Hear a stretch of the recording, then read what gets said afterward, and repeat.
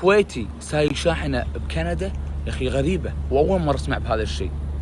تعال اقول لك يا حبيبي، اول شيء انا مو كويتي، انا انسان عراقي ومن الزبير، حي المعلمين البصرة، واكثر مرة اذكر هذا الشيء بالفيديوهات.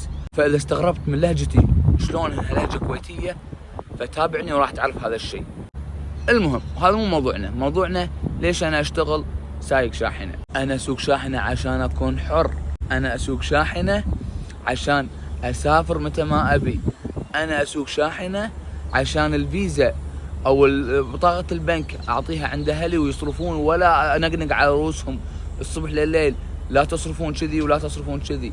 انا اسوق شاحنة عشان اشتري بيت، انا اسوق شاحنة عشان ادخل عيالي المدارس الاسلامية ومدارس عربية، انا اسوق شاحنة عشان ما اخلي اهلي يضطرون انهم يدورون على شغل.